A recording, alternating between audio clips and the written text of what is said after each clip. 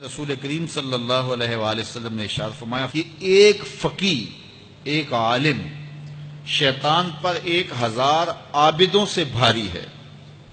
1000 عابد عبادت میں لگے ہوں شیطان کو ان کی وہ ٹینشن نہیں ہوتی جو ایک عالم کی ٹینشن ہوتی ہے۔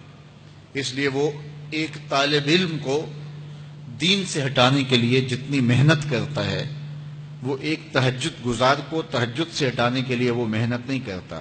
ہمارے استاد فرمایا کرتے تھے کہ شیطان تخت لگا کے بیٹھ گیا تو کسی نے آ کے بتایا کہ میں 2 آدمیوں کے درمیان لڑائی ڈال دی ہے، تو وہ بڑا خوش ہوا، تھپکی دی اپنے چیلوں کو کہ تو نے بہت اچھا کیا ہے۔ پھر کسی نے آ کے بتایا کہ میں نے چوری کی واردات کروا دی ہے، تو اس نے اس کو بھی تھپکی دی۔ پھر کسی نے کہا کہ میں نے جو ہے وہ برائی اور بدی تک لوگوں کو پہنچا دیا ہے اور زناکاری میں لوگ میری کوششوں سے مبتلا ہو گئے ہیں، تو اس نے کہا واہ واہ تو نے بھی بہت اچھا کام کیا، اس کو بھی داد دی۔ تو مختلف لوگ آ کے اپنی کارروائیاں اس کے چیلے چانٹے بیان کرتے رہے، اور ایک آیا اور اس نے کہا کہ ایک طالب علم جا رہا تھا تو میں نے اس کو ورغلا کر کے جو ہے وہ دین کی راہوں سے دور کر دیا ہے۔ تو وہ پڑھنے جا رہا تھا لیکن اس نے اپنا رخ بدل لیا تو وہ اچھل پڑا۔ تو باقیوں نے کہا کہ ہم نے اتنے بڑے بڑے کام کیے ہیں، یہ تو ایک معمولی کام تھا۔ اس نے کہا تمہیں نہیں پتا یہ کتنا بڑا کام کر کے آیا ہے۔ تو شیطان انسانوں کے روپ میں بھی ہوتا ہے۔ تو بعض اوقات جو علم پڑھنے والے ہوتے ہیں ان طلباء کو شیطان بھی وسوسہ اندازی کرتا ہے، اور بعض لوگ بھی کہتے ہیں جی تمہارا مستقبل کیا ہوگا۔ دینی طلباء کے لیے بڑے مسائل ہوتے ہیں، وہ کہتے ہیں تمہارا مستقبل کیا ہوگا۔ مستقبل سمجھا کس کو ہے؟ 45 سال زندگی کل ہے، ٹوٹل جو زندگی ہماری، یہ ایوریج زندگی نکالی ہے، کسی کی 60 سال بھی ہو جاتی ہے، لیکن ایوریج کہتے ہیں 45 سال یہاں زندگی ہے۔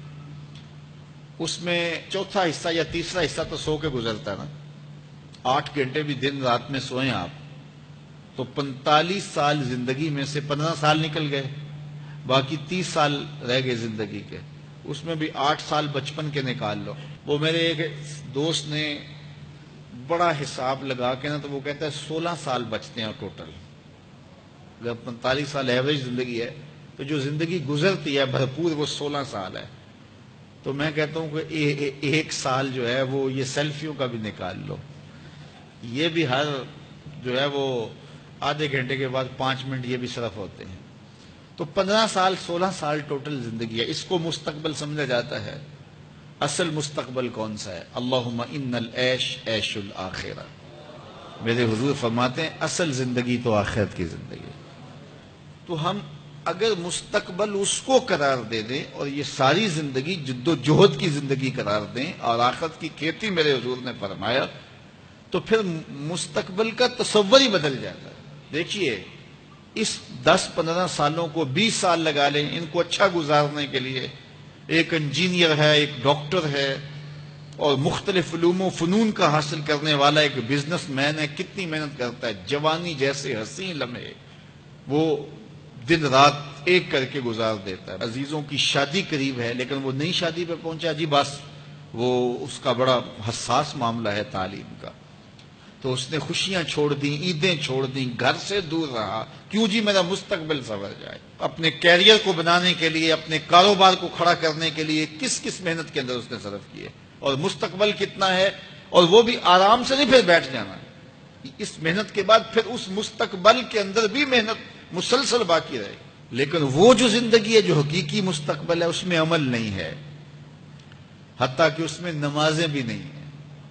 آخرت کی زندگی کے اندر ہمارے لیے نمازیں بھی نہیں ہوں گی، روزے بھی نہیں ہوں گے، پھر ٹینشن فری زندگی ہے۔ وَلَكُمْ فِيهَا مَا تَشْتَهِي أَنفُسُكُمْ، جو دل میں آئے گا سامنے پڑا ہوا ہوگا۔